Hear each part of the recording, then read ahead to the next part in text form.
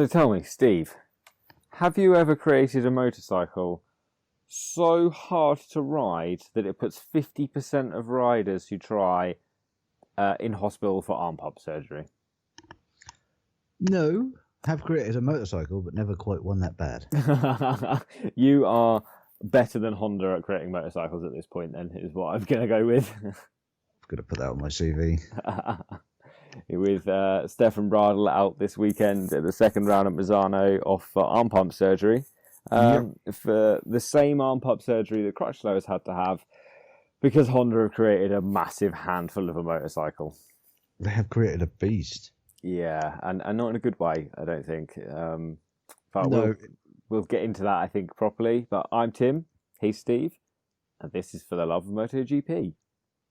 So I also feel remiss, Steve, the last few episodes that we've recorded like this, we haven't had our usual chat at the start of the show where I ask you how you are, we chat shit for a few minutes and then go from there. And I feel like that's been missing because I'm missing my usual, like, just chat with Steve time in the week. So we're going to go back to that. Fair enough. How are you doing, Steve? I'm not bad, mate. I must admit, it's been a hell of a couple of weeks. Just at home in general. Yeah. Work's been hectic. It's been pretty hot. It's just been busy. Generally busy. Just busy. Yeah. How are you? Second lockdown, mate. That'll calm things down. I do. We were just saying we're recording this when Boz is doing one of his announcements, and I'm really hoping I'm going to go through there and get a day off tomorrow, but I don't think. Like a snow day. Snow day, yeah. Christ, you haven't had a snow day for years. I can feel one coming on though. Yeah. Stand outside, scraping some ice cubes on the floor. Yeah, it's a snow day. You're like, yep, can't possibly drive down the road, mate. Look at all this snow. No, we say that. Last time we had a lot of snow, our car park, which you've parked in many a times, because it's so smooth and no one grips it, it is like a sheet of ice when it just freezes. It's lethal to get out of. And you have to take like a 90-degree, really tight turn to get out. And it's just dangerous. The number of people that have ended up in our neighbour's garden because they've just sort of skidded through. That would definitely be me. I'm not very good at driving in the ice. No, well, generally it's our neighbour from like 2 doors down because he has hit everything in that car park. Touch wood so far, not my car, but everything else. Yeah, he's just like destroyed everything, bins, fence panels, the lot. It's like, how can you be such a bad driver? But yeah, how are you, my friend, up there in wet Scotland? Yeah, not too bad. The weather's been pretty dire today. I had an incident driving in the rain when my windscreen wipers stopped working, so I was driving with my head out the window. That was Ace Ventura style. Yeah, the strange scenario was as soon as I stopped working, it was slamming it down with so much rain that I could only see for a second really, and then it was gone. It was like instantly, my instant thought was, right, get your head out the window, pull the window down, get your head out the window, and just make sure you can find somewhere to pull over. And while I was still driving at 50 miles an hour into the rain, because I'm an idiot, I didn't decide it would be a good idea to slow down, I did have that sudden thought that was, why do I always buy shit cars?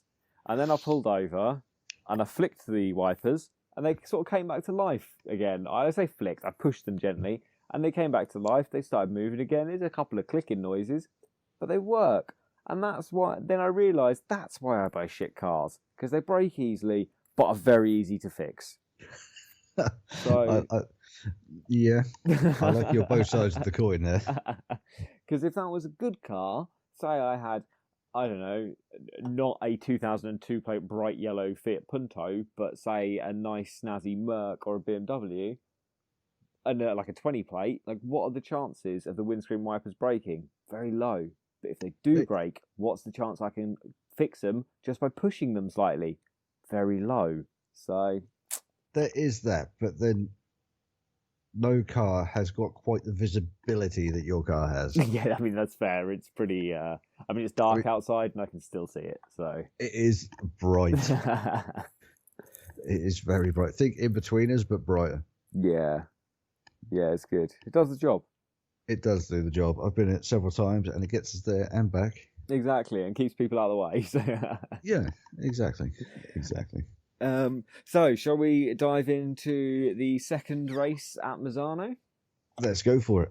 Cool. So, as per usual, just run through reverse championship order with the teams. And lo and behold, the first team is Aprilia. Now, I'm not going to waste time talking about Aprilia because I feel like we do it every single week. Is we talk about Aprilia, we say, oh, they looked so good at the pre-season, everything was looking so great. I moan a little bit that they got my hopes up and then they've really let me down. And then you have the same moan, and we do it back and forth, and we kind of kill 20 minutes every single week doing that. So let's just say Aprilia, they did actually do things worth talking about, didn't they? Bradley Smith finished 13th, but there's only 13 finishers, so points. And Aleix Espargaro crashed on the first lap. Yeah. I think we should probably dedicate a whole show to him at some point, just so we can get all that ranting out the way. Just so we never have to talk about them again. Yeah. So every race after this, we could be like, see episode, blah, blah, blah, Aprilia. That's really good. See episode 50, all about Aprilia, moving on. Yeah. Yeah. Move it. Unless they do something spectacular. And then we'll put them back in. Yeah, exactly. The only thing really they did this race was when Aleix Espargaro crashed, he bumped Morbidelli off the track, but Morbidelli recovered, so... Yeah, to be fair, he did. If the shots of Aleix back in the pits, he did look mortified. Bless him. But don't know. Really, I feel for the two riders who were there. Yeah. I don't know. I think if I was Aleix, I'd probably look into maybe see what my options are as a professional cyclist. Well, right. Or World Superbikes, man. I know. I think actually he'd do seriously well. I think Aleix Espargaro would go over a bit like Scott Redding has into World Superbikes. Yeah, he put him on a race winning package, and I think he'd do the job for you. He'd be winning races. Yeah, well, we know the guy's like such a good rider, and is capable of great things. Just that bike. Yeah, exactly. I think, like you say, if you put him on anything else, the guy would be 100-fold better. Yeah. Or getting 100-fold better results. Yeah. Yeah, that's it. But yeah, just Aprilia doing what Aprilia do really this weekend. Just producing an awesome paint scheme that we never see on TV. Yeah, and it is a shame because it does look nice. It is one of the best looking bikes out there. Yeah. It's such a shame. Real shame. I'd love to see more of it. Maybe one day, we can hope. But let's move on. We live in hope. Yeah, let's live in hope. Next on the list, once again, is the team we've already discussed. The team that cannot create a motorcycle that either is unrideable or doesn't give arm pump, and that is Honda. So, Cal Crutchlow didn't start the race at all, ruled unfit again. The arm pump surgery that he had a couple of weeks ago now wasn't healing properly. No. And he's gone off for plastic surgery to try and get it to heal up and repair, I guess. Purportedly, he had walking around the paddock with a tube hanging out of the wound, so it could drain the fluid off. Yeah. He posted an Instagram or Twitter picture, something like that. Anyway, I just like him touching his arm, and you could see the fluid underneath. Oh no, really? Yeah. Oh, I'm definitely about to look that up as we speak. Yeah, he was just tapping it, and you could see the skin looked like a waterbed. Oh wow! It looks hideous, poor fella. That is definitely not a good injury. But we do wish him all the best. We hope to see him back on track soon as. Okay, no, it's not actually on Instagram, so I can't click through Twitter. But I've just noticed on this, if you go onto his Instagram page, 2 of the first 12 pictures are basically him having surgery. Yeah. One on his wrist and one on the arm for arm pump. The man has had a lot of surgery. He really has, hasn't he? He's a man that is more metal work than me, and I've got quite a lot of metal work in me, but I think compared to Cal, I'm pretty regular, pretty normal. I think if we stripped you two both down, we could pretty much make a Terminator skeleton. It would be close, I think, yeah. Yeah. We'd definitely be able to mash something together. Yeah. Certainly. There's enough titanium between the two of us. You could probably weigh us in for a decent chunk, What am I doing next week? I'm weighing Tim in. Yeah, weighing Tim in, and then going to go hunt down Cal Crutchlow to do the same. Yeah.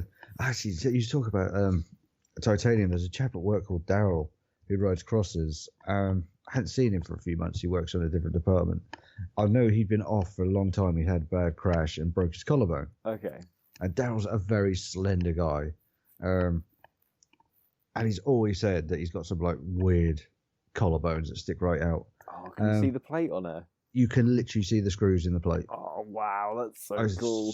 I was just talking about that reminded me. I saw him last week. Had a catch up with him. I was like, "How you healing up?" Because he had to have it reoperated on because he's a bit of a heavy smoker and a Jack the Lad. He didn't heal very well. Okay. Not the healthiest person in the world. The second surgery, they put a bigger plate in to hold the bone. Yeah. And literally, mate, you could see the outline. You could see the wiggles in the plate. Wow. And honest to God, you can see the crosses in the top of the screws. Ooh. I'll have to try and see if I can persuade him to let me take a picture and post it. Yeah, snap a photo. Because that is, he showed me, I was just like, that is hideous. Wow, that's like proper like Frankenstein's monster shit going on there. Yeah. When I'm back in at work, I'll set a reminder on my phone and try and get a picture. Okay. He showed me, I was just like, the first thought was like, I've got to put that on Instagram. Sorry, Darryl. But yeah, I'm sure if we pulled you two together, we could make something up. Yeah, exactly. So Taka Nakagami and Alex Marquez were the only Honda riders on track because, as previously mentioned, Stefan Bradl also was off for. No, it was minor surgery on his arm due to an injury caused by riding the motorcycle, is from what I understand. Yeah. Surely it's arm pump surgery, right? I haven't seen it confirmed anywhere, but that's what I'm assuming. Yeah, I don't remember seeing him in the gravel. I don't remember seeing him have a moment that's going to cause injury. So I've come to the conclusion that he's had arm pump surgery. Yeah. Must have done. That's only obviously our opinions, but if anyone knows otherwise exactly what's happened to him, let us know. Yeah. But I'm convinced with the way that bike is, he's had arm pump surgery. Yeah, that was my assumption too. So like we say, that left Taka Nakagami and Alex Marquez as the only two Honda riders on track. All right. And not actually the worst race for either of them. There was a lot of crashes during, it was carnage, actually, to be fair. There was a lot of crashes during the race, especially in those early laps. And Alex Marquez and Taka Nakagami managed to race through from their qualifying positions of 17th and 12th, respectively. Alex Marquez finished in 7th, and Taka Nakagami finished in 6th. So Nakagami recovered 6 places in the race. Marquez recovered 10 places in the race, and pretty solid, I think, actually, from both of them. That, to be fair, they both looked really, really good. I remember even the commentators at the start of the race were like, Alex Marquez, where the hell is he? And he was in 9th. And that was right at the start of the race. Yeah. And he looked good. He looked racy. He looked like he finally started to get to grips with his bike. Mm-hmm. No doubt he's going to have a few dips, bad days. But if this is a sign of what's to come, even from his previous results, if he could just average now a 7th, 8th place finish, happy days for the lad. Well, if he can average top 10s for the rest of the season, then I think that's a great result. Yeah. I was really impressed. I really liked what I was seeing. And especially when you look at the guys who finished behind him, if we look at the fact that Dovi, who's the championship leader still, Petrucci, race winner, Morbidelli, race winner, Zarco, pole sitter, multiple podiums, Rins, race winner, Smith, multiple podiums. He was ahead of some really quick guys. He claims some big scalps. Yeah. If I was him, I'd be more than chuffed for that, considering how the season's gone for him so far. Certainly. Do we think this is... Because this is my question here. Is it that Alex Marquez has improved all of a sudden, or is it just because it's the second week back at the same track and there was lots of crashes, so he was a bit quicker and just a lot of people crashed around him? I think it's a combination of all of them. We know he's been working hard to get to grips with the bike. We know he's been looking at data. He's been on the test. I think he put in one of the highest lap counts. Plus the fact you've got last weekend's data. Yeah. Had a lot of time on track in one spot. Plus the fact that, let's face it, he was gifted a few places by all the fallers. Yeah. Can't deny that one. He wasn't gifted 10 places, though, was he? No. So he has made up a lot of places on his own. Yeah. And he had a good scrap with Dovi and held him off, who is a demon on the brakes. I think I'm really hoping it is more a combination of he's got to grips with the bike and is making improvements than he was gifted. Yeah. So And Nakagami likewise. Like Nakagami we've seen throughout the season, he's just been like quietly plodding along, doing his thing, and this is just another example of that. Yeah, he's just slowly chipped away. If we look at the gap, where was Taka 6? There was less than like 800ths between them. Yeah. So they were close. Yes, they had a lonely race, just the two of them, but happy days. Yeah, I think it's actually, all things considered for Honda, actually, that's probably a better result than I expected them to be getting this week. Yes, yeah, definitely. Obviously, if a few people had stayed on, they'd been lower down the order, but they didn't. That's their fault. Well, exactly. To finish first you must finish. Exactly. These guys kept it rubber side down, took it home. Happy days. Yeah, that's it, exactly. All groovy. Right. So, I guess that moves us straight on to Ducati then. So we'll go... Ducati's a confusing one because they've got so many bikes in the grid. But let's just dump in with the Vintia first, have a quick chat about them, and then move on. Let's go for it. So Tito Rabat qualified 20th, crashed out on the 13th lap of the race. Wasn't doing anything spectacular before that. Just pretty much standard Tito this year, really, I think. Yeah, I think that is the sort of general opinion of a lot of people at the minute. Just standard Tito. Yeah. Exactly. I've seen a few people asking questions on social media about him. A few people questioning his ability to stay there and whether his attractiveness to teams, should we say? Well, I think Avintia was pretty much after he had a pretty torrid time, didn't he, with the Mark DS bike and stuff.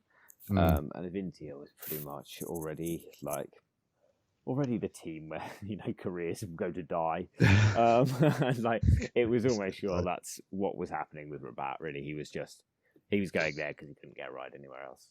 We saw how reluctant Zarco was to go there, so the team aren't held in high respect, or at least weren't held in high respect from riders. No. So if he's out from that team, he'll be out full stop. And, I don't know, maybe it's time to shift him on and start moving in some new talent. Like, he was a phenomenal Moto2 rider, Moto2 world champion, but he's not ever really cut it at MotoGP, has he? No, he came up as champion, and no, he came up the year after being champion, didn't he? That's it. Yeah, he tried to do two on the bounce, but then Zarco beat him. That's the one. Yes, sorry. That seems like a while ago now. It was years ago, man. Bloody hell. We start thinking about that. Yeah, he came up and just never really never came did to anything. Yeah.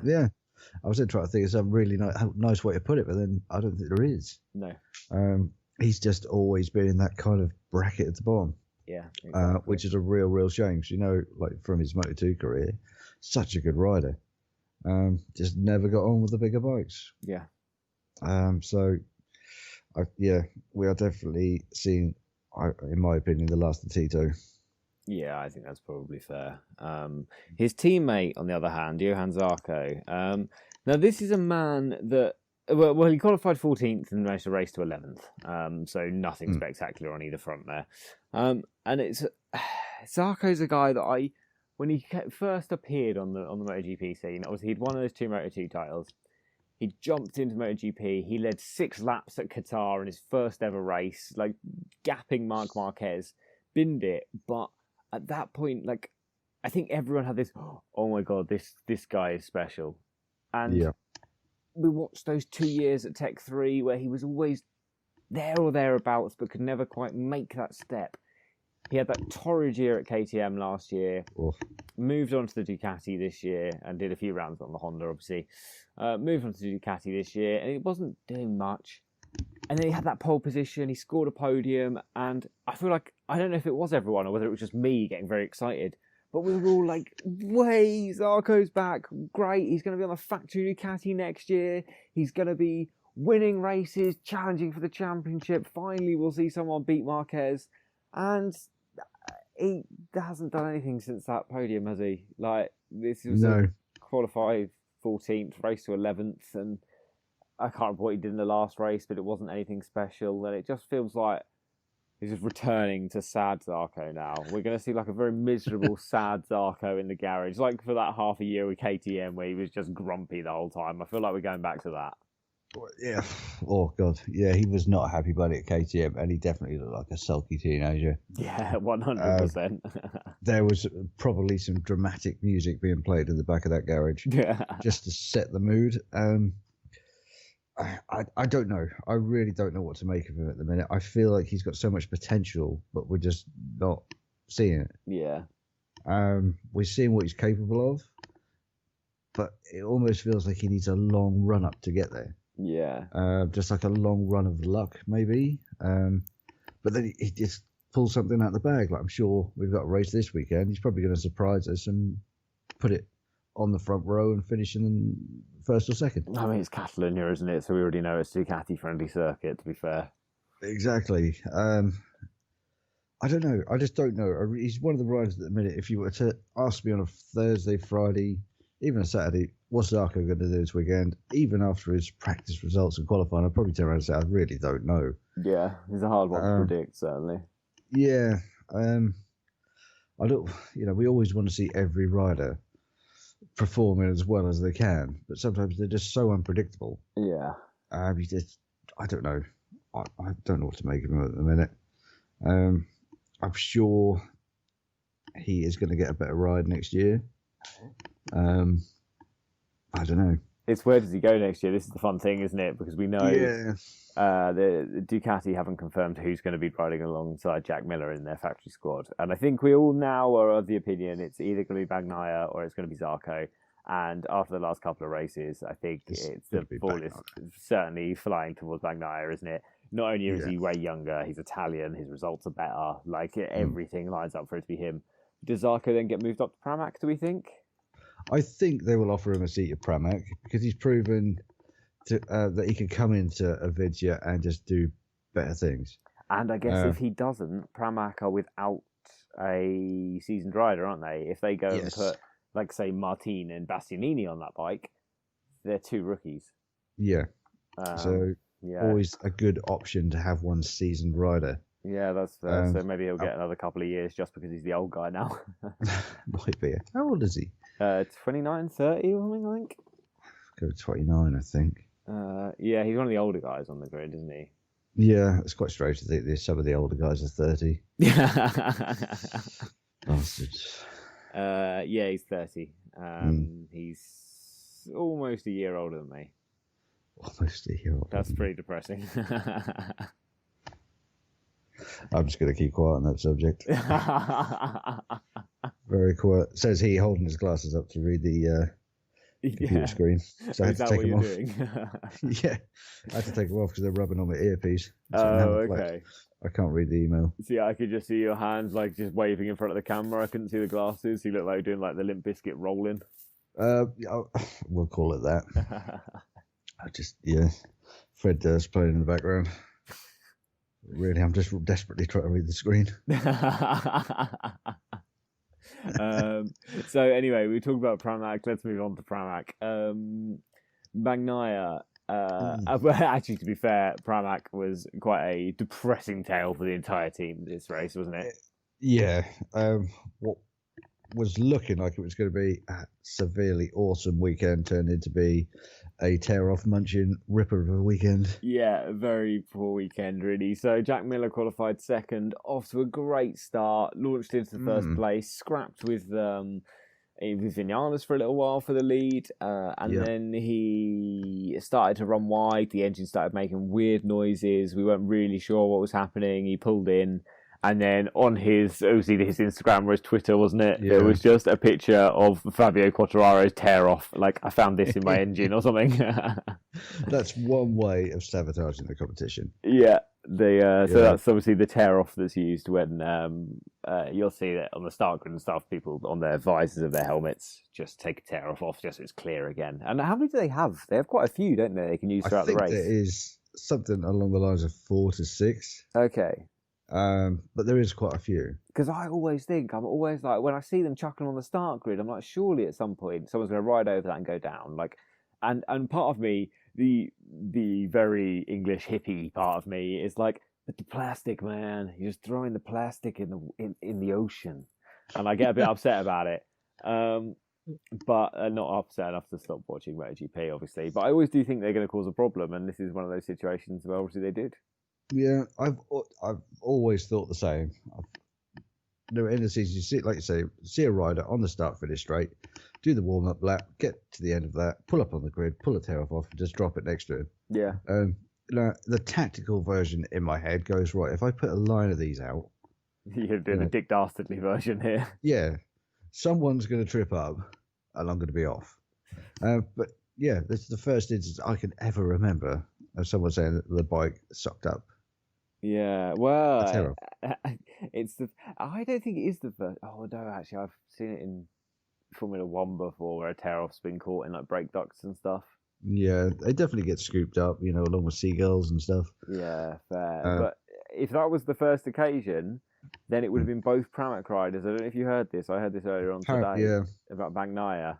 Yeah, apparently he scooped one up as well. Yeah, so we'll come on to that. So obviously Jack Miller retired on lap 9. Bike was overheating. Game over. Nothing we can do about it. No. Bagnaia, I don't know what was going to be an amazing race, man. It was going to be a sensation. Qualified in 5th. Should have qualified on pole probably, but ran off at the end of his qualifying lap onto the green a little. He was already 3.5 tenths up on pole, so he even if he hadn't have run off and he'd just lost a tenth to keep it on the track, he'd still had pole position. But obviously you don't know that at the time. No. So it was quite a shame that he didn't get that pole position. The first of his career it would have been. But he had a great start. Phenomenal. Yeah, and then really hunting down Maverick Vinales for the lead. He had the pace all weekend. He was going to be quick. Yes. Gonna be quick. And then on the 6th lap, he managed to overtake Vinales. Started to pull a gap, 1 second, maybe 2 seconds at some point, and then Bav started to close the gap down towards the end of the race with about 10 laps to go, I think it was, and then Bagnaia just lost the front. Gone. Yeah. Out of the race, looking very forlorn and sad in the gravel. But afterwards, he said he thinks he ran over a tear-off, and that's what made him go down. Yeah. I was watching it, and they had the little box screen on the timing tower at the side. Oh, yeah, and you could hear it, and you heard the crash, and then saw the gravel flying in that little box screen, yeah. Yeah, because we didn't get to watch it live. I was avoided spoilers all day, and just put it on. And I was sat on the sofa with Sarah. I was waiting. We'd been out. We come back. We both had showers. I was waiting for her patiently downstairs to come out of the shower and sit down. We watched it together, and I was just sitting there, just shot forward in the chair. It's he's down. Yeah. It's just something like 10 o'clock at night. She's like, shh, wait the kids. So I can't. It's too exciting. But then, yeah, I was surprised actually that he managed to get up and walk away because with that leg. Yes. I was really worried that he'd actually done. Although it was only quite a small slide, really done some damage. But he, thankfully, okay. Yeah, he seemed to be okay. He was hobbling off using the marshals, wasn't he? Yeah, such a shame though. It was a shame because it would have been fantastic to see him win. So desperate for him to win. But it's coming, isn't it? This is the second time that he's really lost out on a podium through. We say no fault of his own because I'm not convinced he didn't. No, I'm not convinced he hit a tear off. I think he actually he could see the lap, the gap to Maverick coming down, and he just pushed and lost the front. Is what I think happened, but.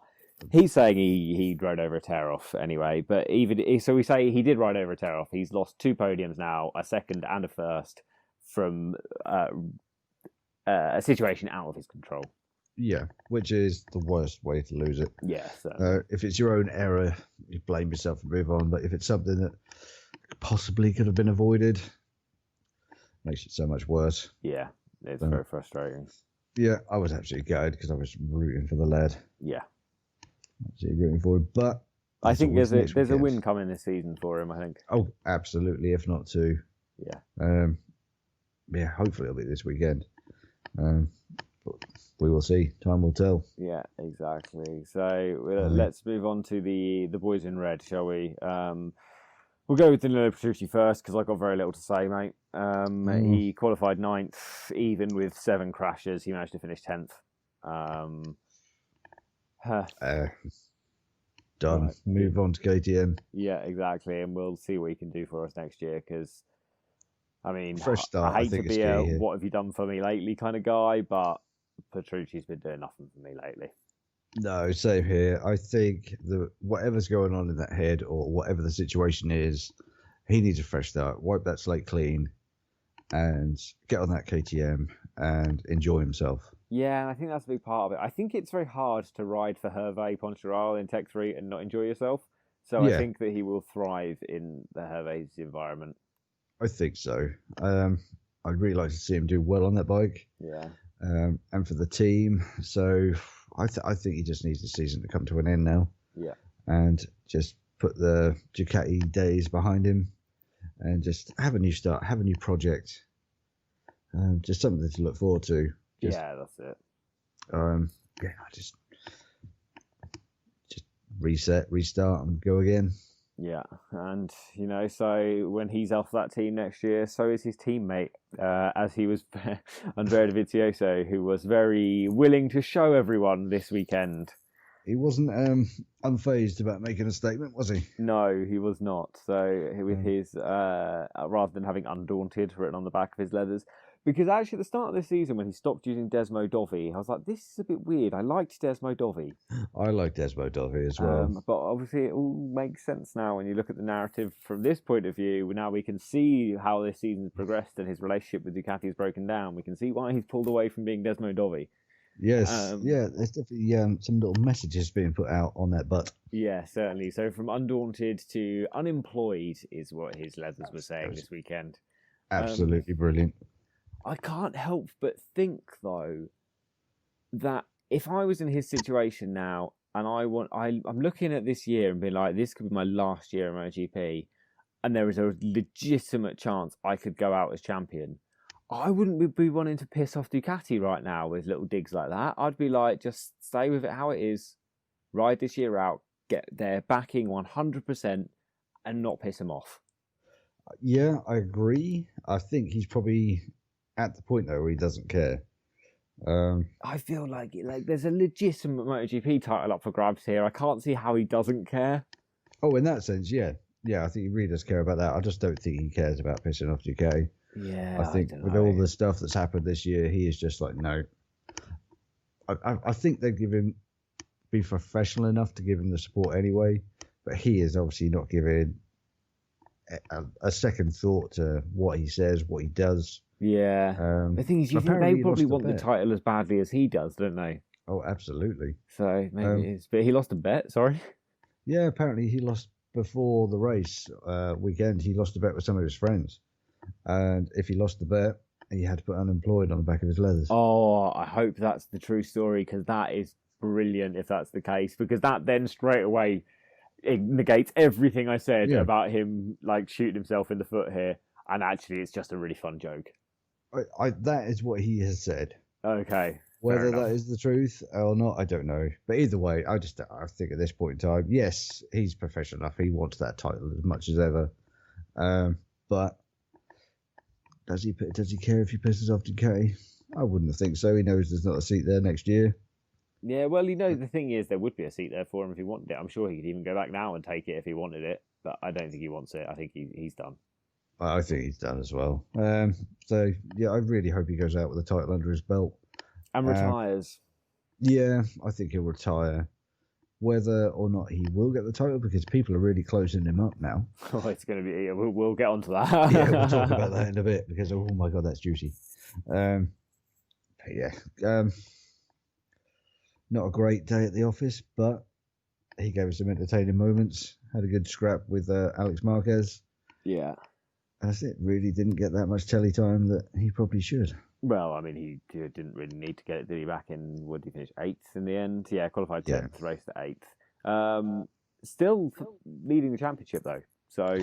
yeah, I mean, like you say, consistency is key, and no one behind him is being consistent enough to really pull a whale. Yeah, exactly. But we'll get on to the championship properly, I think, in a minute.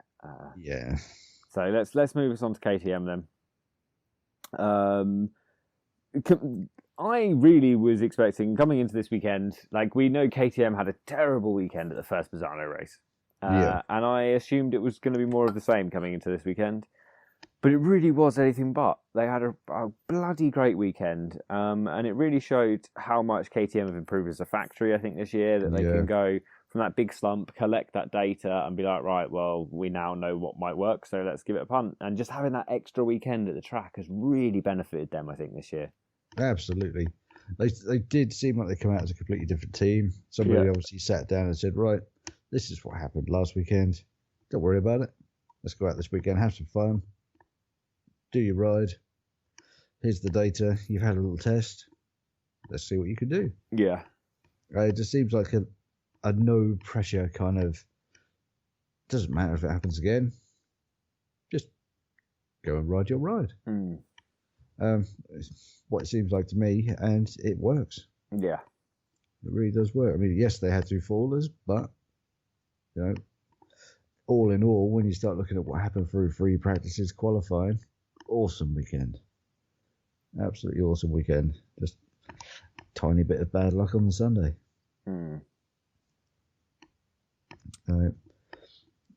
Yeah. Who do you want to start with? Right, let us dive into. Should we dive in with the Tech 3 boys, I guess? Yeah, go with them first. We'll go there. So we've got Miguel Oliveira qualifying 15th. Actually, really not great qualifying. No, I thought he would have been straight into Q2, to be honest with you. Yeah, me too. He was actually the last of the KTMs, which I didn't realise until, well, I must have noticed at some point, but until I've just been looking at the numbers in front of me right now. It was a very quiet race, but we didn't really see much of him, but he did end up in 5th. So, yeah, I think just chipped his way through the field. Yeah, there was so much happening everywhere else around that the camera was not in one place for more than a few minutes. So if you were in a lonely bit of a race, because there was quite a period in the race where it was a bit processional. Yeah. If you were more than, say, 5 seconds behind the leaders, the cameraman was just panning around.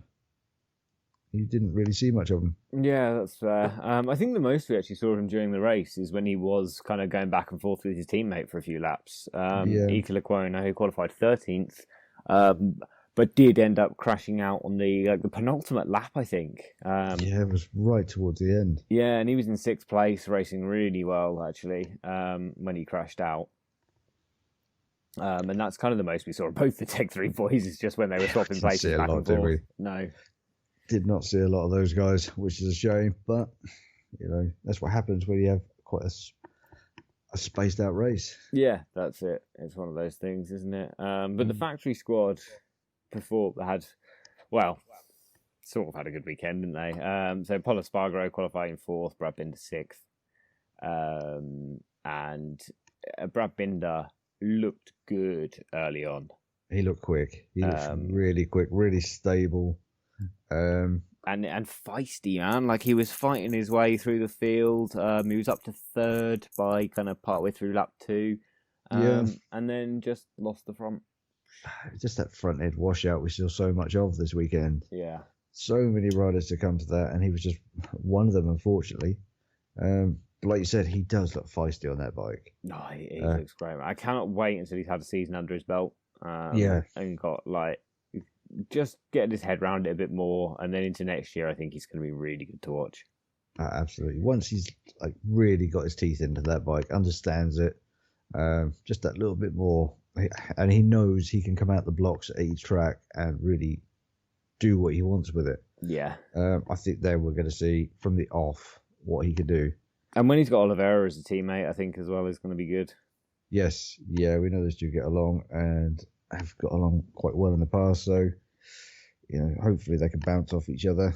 Yeah. And just, I don't know, I was going to say tow each other along, but just use each other to their own advantage. Yeah. Yeah, that's it. So after crashing out on the second lap, actually Binder did remount and then crashed out again 2 laps later. Yeah, it's a double crash weekend. Why not? If you're going to bid it once, you might as well bid it twice. That's it. So Polo Spargaro qualified 4th and so he finished 4th on the road, but after penalties was bumped up to 3rd place, which he was very excited about. You see him as he's putting into his garage after the race. And they're like, no, 3rd. And he was quite excited, but very confused for a little while. Yeah, I don't think you saw pictures of him. I don't think he really understood exactly what was going on to start with. No, he certainly He was didn't. sort of looking around as his team were coming out the pits, like, all right, what have we done? Yeah. One of those moments, like when you walk out the toilets in a pub and everyone's cheering, you're like, what, is this for me? Yeah. What? Do I leave my phone on? Yeah, in my experience, it's never for me. No, I know. It's one of those where you walk out and go, yeah, oh shit, look, now I look like a dick. Yeah. But yeah, podium's podium. Yeah, exactly. And he looked quick in the race, man. Like when he was, even towards the end of the race, when he was slowing because his just tyres were shot. The fact that he managed to keep Quartararo behind him for lap after lap after lap. Quartararo, who's clearly on a faster machine, just could not find a way around him. Espargaro just parked it in the middle of every corner, used the grunt from that KTM to blast away on the straights. We know the Yamaha needs fast corners to be able to go fast on the straights, but because the KTM wasn't letting Quartararo and the Yamaha have their corner speed, they just couldn't get past at all. No, he managed that last a few laps so well. Yeah. Just rode it perfectly. You were looking at his lines, and they were 100% defensive. Yeah. And like you say, on-shot tyres, slowing down the guy behind you, using his advantage or his weakness to your advantage. Yeah, and that's 100% what he was doing. I think it was a really great ride from Espargaro. Very intelligent, showed what, just his skill. Yeah, certainly. And cracking ride. And he's certainly become my villain of the year. Like, I've really been rooting against him all year because I don't really like him. But I couldn't help but appreciate what he was doing in that race. I thought it was fantastic. Because he's been in the paddock for such a long time now, I've never really paid much mind to him in the past because he's never sort of set the world on fire. But now he is starting to come good. You start to notice, and you start to take notice of him. Yeah. And all of a sudden, he's there more and more. And you're starting to think, well, hang on, how have I missed this guy? And he is now proving why he's there. Yeah, exactly. He's got the machine he needs under him, and he's coming good. Until next year when he's onto that horrible Honda, and then it'll just be career over. I really do feel for him. It's his choice to go there. He's certainly got to be looking at the minute at the Honda results and thinking, "Whoa, come on!" I'm not going to say it, but he's got to be thinking it. Yeah. Or he's completely the other side of the coin, and it's like, right, I'm going to show you boys how this is done. Yeah, maybe he is thinking that, but we'll see. I don't think he's going to show anyone how it's done on the Honda, but we'll see. I don't know. Maybe put some more crash bungs on it. Maybe a few stabilizers, and we'll be all good. We'll be golden. Maybe one of those frameworks you get at the wheelie school that'll hold you up. Oh, the ones that you can't fall off.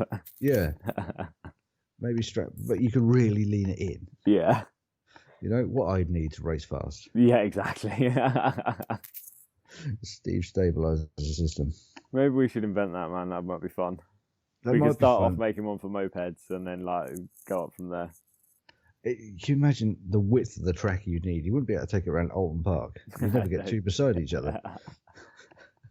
You'd have to have 40 pit stops just to get some overtaking going on. Yeah, or either that or just like a kind of a COTA type 20-meter wide track. Yes, yeah, an insanely wide runway of a racetrack. Anyway, let's move on to Suzuki. Suzuki really quite parallel, not parallel, the complete opposite of parallel, I guess, but very different races. Alex Rins qualified 18th, finished in 12th, whereas Johan Mir qualified 11th and finished 2nd. These two have definitely switched like an egg timer. Yeah, just a bit. Like Rins, who last year couldn't qualify for shit, but could race very well. This year, well, we say switch completely. This year still can't qualify for shit, but also can't seem to race quite as well. No, he looked quite feisty at the start of the season, but now, all of a sudden, he's just not there. We know he's had that injury. Yeah, that shoulder injury wasn't great. No, He had that little off at the weekend, and everyone's saying maybe he's aggravated that. Because he was 2 seconds off the pace during some of the race. That was quite towards the start of the race as well. Yeah. It's not like the tyres were shot, and we were coming to the end of the race. I'm pretty certain the commentators were right, and he'd hurt that shoulder. Yeah. And it was slowing him down, and he just wasn't going to risk it. Yeah. The problem with it is for him is he's watching Johan Mir now really get to grips with the Suzuki and really perform. And while Rins is injured, his teammate is closing in on the championship lead at the moment. This might be the worst thing that could have happened for Rins' career, this injury right now. I think it is. I think there's just been a lot of little bits that have happened around that injury. Yeah. Which have just made it so much worse. All of a sudden, a lot of people are tipping Mir for the outside favourite for the title. I think Mir is my favourite for the title this year. I think he's a lot of people's favourite, mate. Yeah. And I don't think you get very good odds at the bookies at the minute if you were to go down and put a bet on. Probably not at this point. No. But he just polar opposites. They've completely swapped from last year. Almost identical to what they were doing, but just the other way around. Yeah, because last year, like we say, Rins was performing very well. But this year he's not, and Mir is doing the same things that Rins was doing last year. It's that qualify badly but race through. I do think with Mir closing in on the championship and only being 4 points away from the lead now, being one of 4 riders covered by 4 points. Awesome. Yeah, isn't it just? And making it look easy to do so. In the last few races, he's looked great. Like, he blew past Quartararo and Pol Espargaro easily in this race. And we know they were holding each other up. And he's just making everyone look like they're just having a chilled out weekend, having a beer on the sofa. If it wasn't for his terrible qualifying, he definitely would have won the race. I think so. If he can just get a grip on that qualifying. Yeah, and it worries me that he might have to give the championship away because he can't qualify and because Suzuki can't qualify. Yeah, I think you could be right on that one. I really hope he comes out for the next few races, has a couple of podiums, scores, even get a win, scores some really, really good points, because everyone else at the minute is tripping over each other. And we've had a lot of crashes. If that continues and this guy could just say he bangs in another second this weekend, Maverick is, I don't know, 6th, 7th. Dovi's, I don't know, 7th or 8th. All of a sudden, this guy is climbing through the order. Yeah. And it's just going to play into his hands. And I think it would be a really hard bet at the minute to not pick him. You just can't pick fault in his ride. Yeah, that's it. He's somewhere between 3-1 and 4-1 as bookie's favourite at the moment. Tim's Google session, there it is. Yeah, apart from his qualifying, it is a really hard thing to pick a hole in his riding style at the minute. Yeah, it certainly is. Did you see the interview with him after the race? And they, whoever was doing the interview, they said to him, it wasn't the Parc Fermé one, it was one later on. And they said, they're like, oh, you know, closing on the championship now. And he was like, oh, no, we're not thinking about the championship. We're not thinking about the championship at all. No. Lot of races to go. Halfway through the season now, man, and you're winning 4 points to the championship. You are definitely thinking about the championship. It doesn't matter who you are. If you start looking at that table and thinking, I'm 4 points behind. Yeah. It gets in your head. It doesn't, that is one of the biggest trophies in the world. And I think it was something like he's outscored everyone by about 45 points in the last 4 races or something.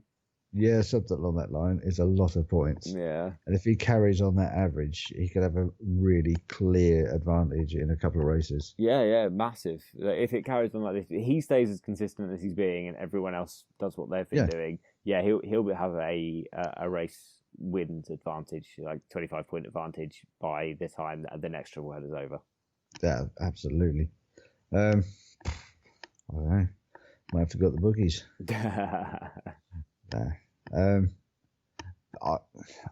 I'd pick him now for champion this year. Yeah, I think that's a safe bet. I can't see anyone else just being consistent enough to do it. I agree. So yeah, good luck, man. I hope you win it. Yeah, we'll see. And then that moves us on to Yamaha then. Yamaha, again, it's one of those, like, every factory seems to have had, like, half their riders had a great weekend and half had a pretty poor weekend. And Yamaha are no different. Morbidelli qualified in 8th, obviously the race winner last time out. Still suffering from this stomach bug that whatever he had, which I'm just pretty sure is now like a week-long come down. So I think he had a super party after winning Misano 1. I'm still convinced that's the problem. That dude had a bad kebab. Had a bad kebab. That's what they call it these days. Yeah, he's gone out. He's celebrated. He's got the munchies. He's got himself a dirty pizza in the middle of the night, and just it's knocked him about a bit. Yeah. Whereas his teammate, he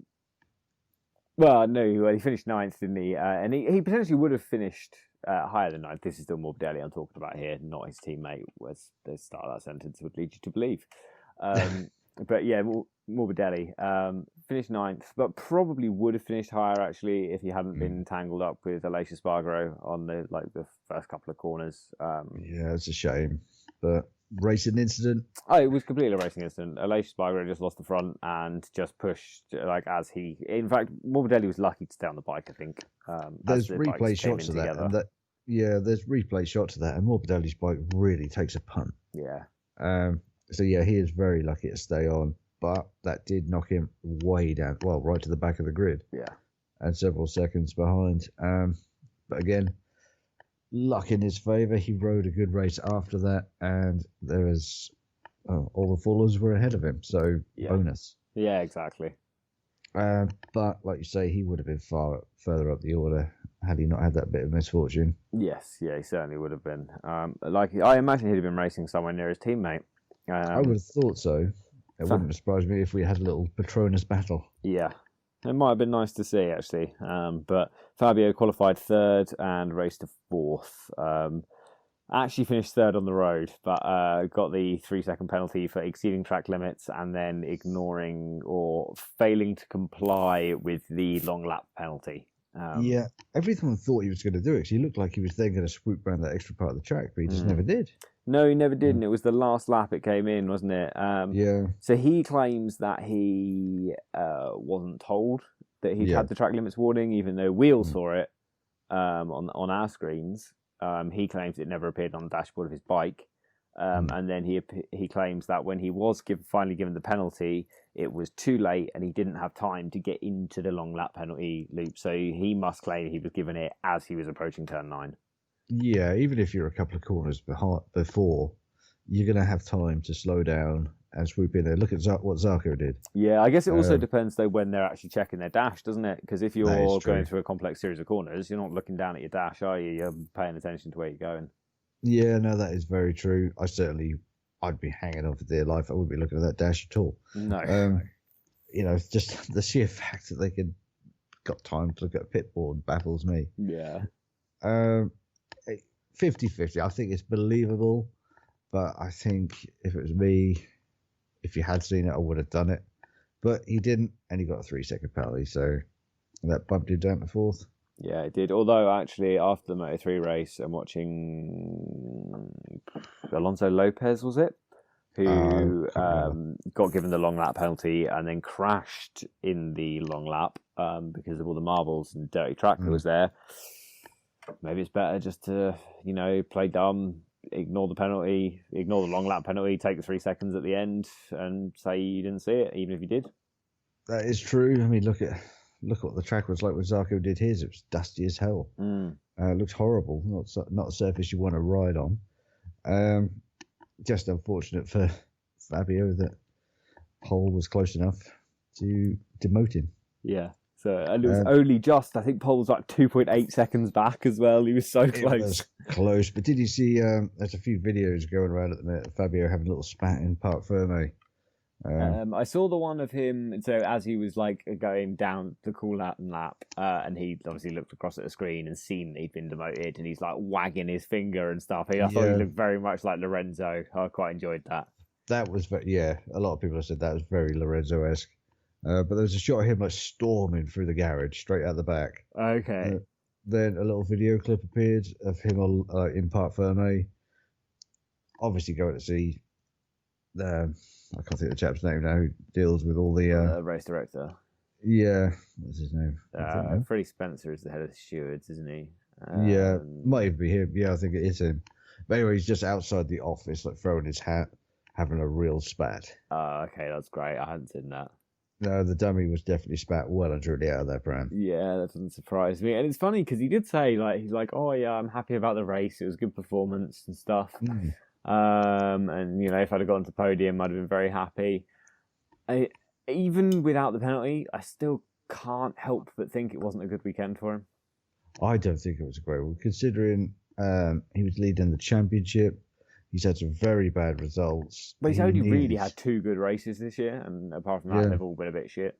Was he had 2 DNFs? 2 DNFs or just the 1?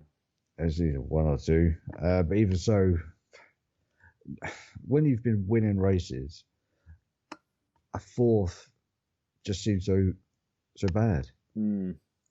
Especially when you've just suddenly come alive. He was the one everyone was watching last year, just waiting for that victory. Yeah, that's it. And even like we say, even if he'd got that podium, he got 3rd, he still got smashed by Maverick Vinales. He did. On the same bike, who, still really taught him a new one, like really showed him how it was done. And Quartararo didn't have an answer for it.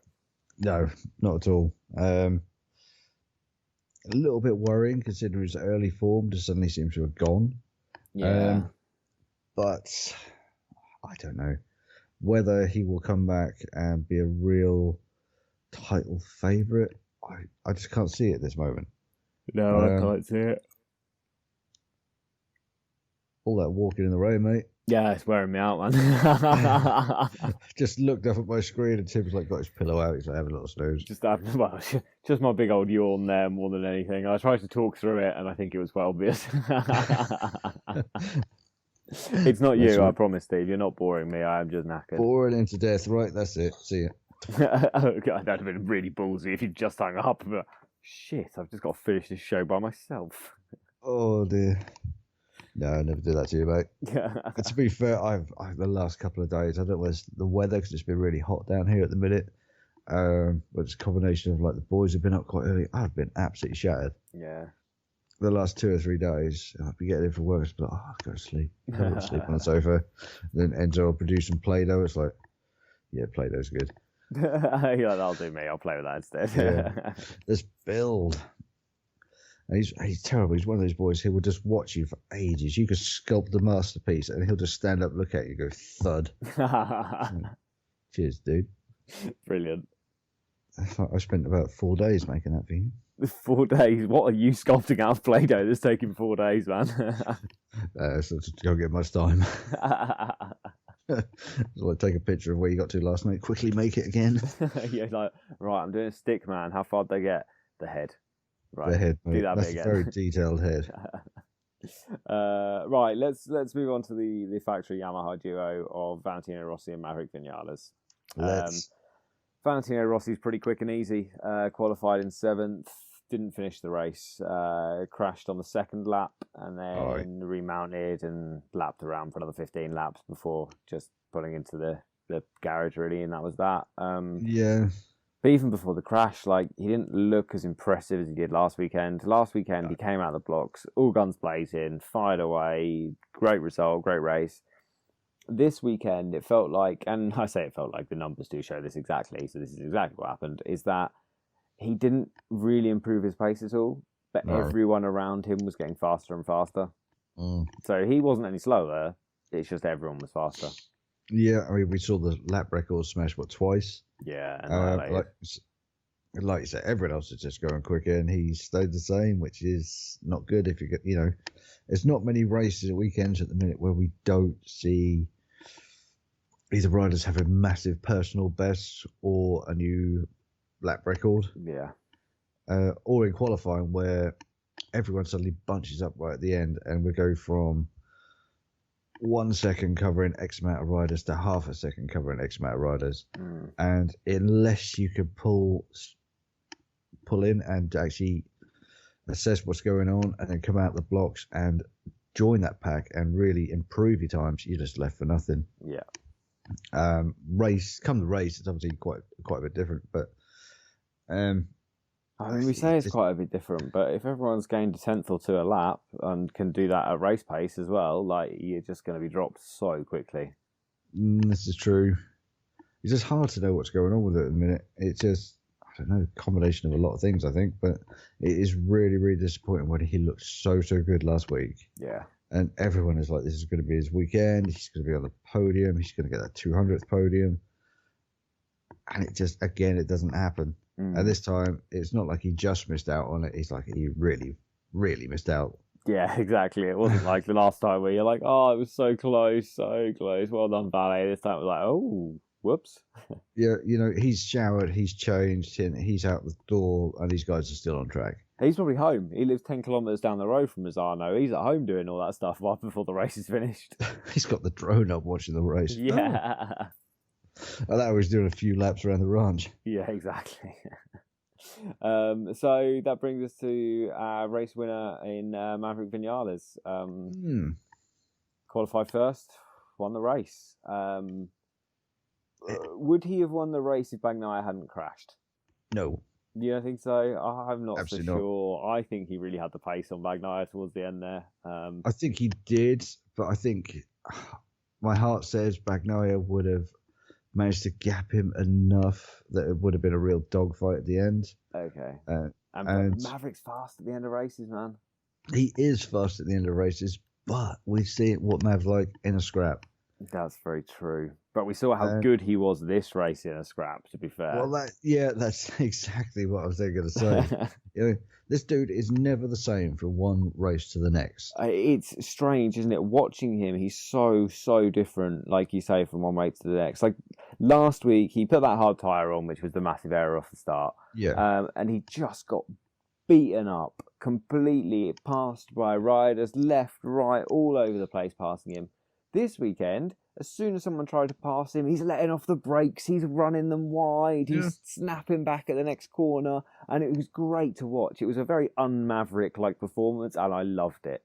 Yeah, this is what we want to see from him every weekend, because this is truly what he is capable of. Yeah. He just, I would hate to draw up a profile on this chap, because you'd have to scrub that whiteboard off every week and start again. Yeah. But this is what we know he can do. All the times we've sat here, we're seriously frustrated because he gets overtaken, then he's suddenly 4 places behind him. Yeah. But then 2 laps to go, and the guy has got so much bloody pace. You think, why can you not just hold your pace in a dogfight, man? Yeah, that's it. And he seems to get flustered, doesn't he? He was very clear in Parc Fermé. He was like, my mentality has been exactly the same this week as last week. I'm like, I can't see how that's true. No, not at all. And there were times on the racetrack where, at the start of the race, where he was getting overtaken, and he was clearly, I think it was last weekend, they were re-showing clips on BT Sport, where he was getting overtaken. And he's shaking his head mid-corner because he knew the mistake he'd made. Oh, that was the Rins overtake, wasn't it? On the flip-flops, yeah. That's it. And you're thinking, well, if you know, you do it, man. And it's not like he's like, oh, fuck, I made that mistake. I better fix the problem. He'll make the same mistake week in, week out. Yeah. But then every now and again he does this. And he goes and he just smokes the field and, like, just manages to fight everyone, and it looked amazing, but it's so infrequent. Yeah. I'm still convinced. I know is he second in the championship by 1 point? Well, he's third in the championship, but equal on points with Quartararo and only 1 point behind Dovi.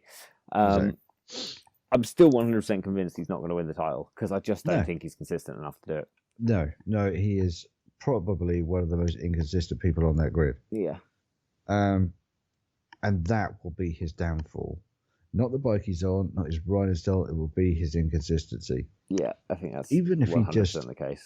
Yeah, even if he just improved that consistency, say 10, 20%, his results would be so much better. Yeah. And that, to me, is the key. That is the bit he's missing. Just a little tiny bit more consistency. Yeah. No, he can qualify. Just in the race, just be that little bit more consistent, and you will have world titles. Yeah, that's it. And I honestly thought he was going to. The year he moved, so 2017, the year he moved to Yamaha, even before he'd moved, while he was still on the Suzuki, I'd gone and put a bet on him winning the 2017 title because I was convinced, absolutely convinced. And he came out 3 wins in 5 races, and I was like, this is looking great. And then ever since then, I've been like, where has that Maverick Vinales gone? Yeah, I think I still remember we spoke in one of our pre-season podcasts. We were like tipping him to win the championship. That might have been the first year we did 2017. Us? Yeah. No, we've been going longer than that. Have we? Yes. Shows what I know. I'm sure we've been doing this longer than that. Potentially, I don't know. I always try to remember and I never can. I seem to think this is our 4th season. What is that? That would be 2017 then, wouldn't it? 17, 18, 19, 20. Yeah, that would be 2017. I suppose. No, we've got to be going longer than that. I can't remember that. It does feel like a mainstay now. It feels like we've done this a lot, and I enjoy it. I mean, I also enjoy it, just saying. I realised I didn't say anything for a few seconds there. I was just nodding. And I was like, well, this is awkward because it's only Steve that can see me nodding. All of the listeners are going to be like, this Tim guy must hate doing this. You guys really gone quiet. He's got to drop hints here. Let me just have a very fast flashback through social media to see where we started that. Yeah, we started that way later, though. And all of the old episodes aren't on iTunes or anything anymore anyway. No, you said to me before, some of them have been lost into the ether, haven't they? Yeah, they have, sadly. But that's probably for the best, because I think they sucked. I think we've definitely improved. I like to think so. Yeah, we'll have to let us know, listeners, what you think. If any of you were listening when we first started this and are still listening now, God bless you. Yeah, you've come a long way with us. You have. We feel for you. There's some stickers here for you. Yeah, there you go. You can have some stickers. There you go. Let us know how long you've been listening for and whether or not you think the show's improved. And if we like your answers, we'll give you stickers. And if we don't, Steve will hunt you down. Yeah, probably. I'm very, very plastered though, and I am pretty mean cook, so I'll cook you something nice. Yeah, come around with flowers. I apologise for putting you through 4 seasons of this. Yeah, we started the Instagram page on 31st of May 2018. 2018, and we'd be going a couple of years before that. Yeah, so we'll go with 4 years then. Yeah, okay. Must be. Yeah, fair enough. Right, so that kind of brings us to the end, doesn't it, though? That has sort of wrapped it up kind of nicely, but yeah. So overall, this season is bonkers, mate. 7 races so far, 6 different winners. 4 of them had never won a race until this year. The top 4 are covered by 4 points right now. That's Dovi down to Johan Mir. It's, 2020 in the grand scheme of things sucks. MotoGP in 2020. It's all right. All right. That's an understatement there, buddy. It is what could have been one of the worst seasons we've ever seen. Yeah. Has turned out to be one of the best seasons we've ever seen, in my opinion. Yeah. For multiple different reasons. It's one for the ages, man. It's a season we'll be talking about for years. It is. We are living through history, just with everything that's going on in the world. We're living through that history, and we're living through the MotoGP history, which is just incredible. Yeah.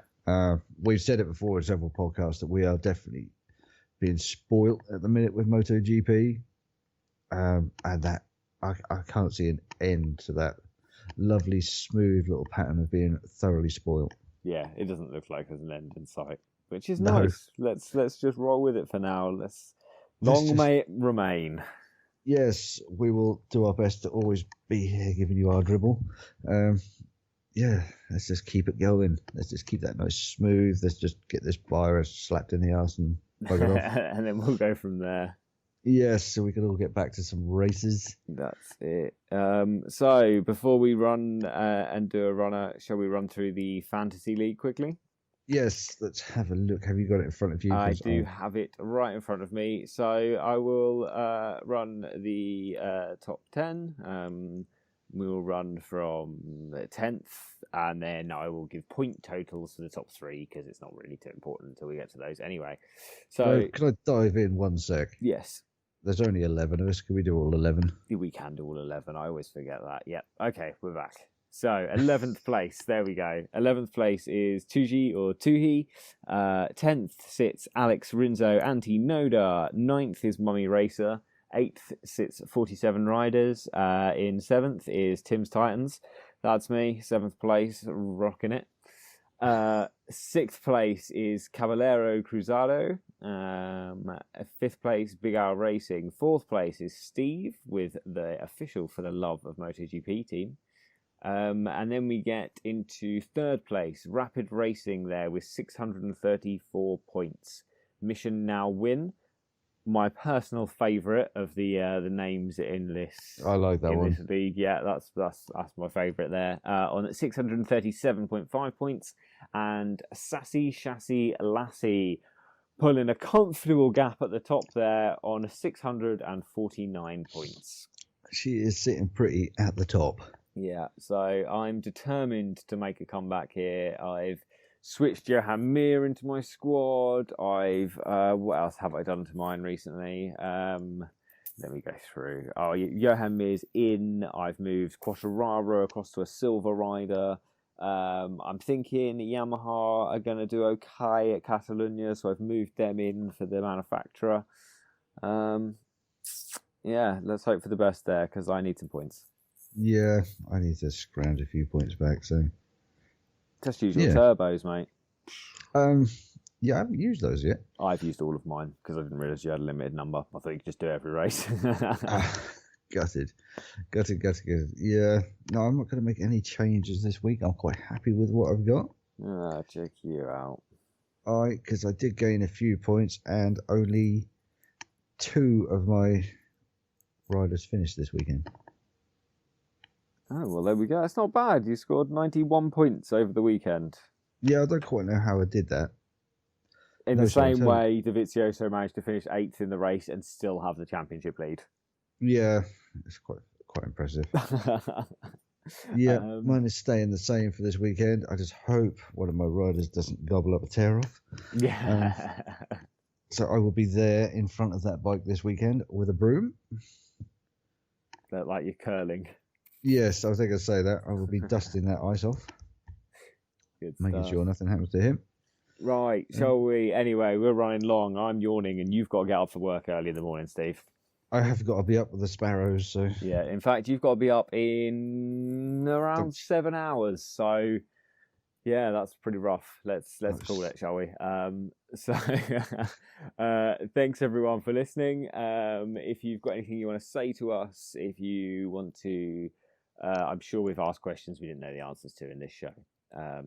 Tons. Yeah, absolutely tons. If you've got opinions, about the MotoGP or opinions about me and Steve, not personally, because personally we're lovely people, but about the way we do the show, let us know. And you can let us know on...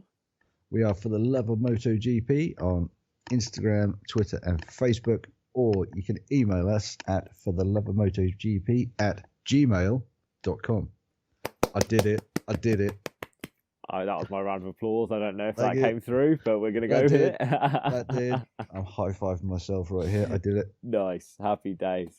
So, yeah, you can find us on the social medias or drop us an email and just, let us know what you think of the show. Get in touch. Let us know what you think of the racing. Me and Steve always want to talk racing. I think we probably text each other about racing every single day. So I think so. There's not many days we don't speak, and it is generally, hi, how are you? What have you been up to? Right, let's talk racing. Yeah, He's still alive. That's good. Well, we'll get the boring shit out of the way. Let's talk about the racing now. Yeah, yep, we're all good. Right, racing. Yeah, that's it. So, yes. So, you want to talk about racing with us? Hit us up. Let's talk about racing. And if you've got a few minutes, if you wouldn't mind leaving a review of the podcast wherever you're listening, or a rating, or whatever the platform you're listening on, however that works, if you could do that for us, that would be great. And if you're not subscribed, subscribe maybe. I'm not going to twist your arm. You haven't got to subscribe. You can download it weekly if you like. You could just listen once and then decide you don't like us. That's fine too. It's up to you. But a rating would be nice. preferably That'd 5 be lovely. stars. And we will speak to you after the next race in Catalonia. We shall. Goodbye. Take care.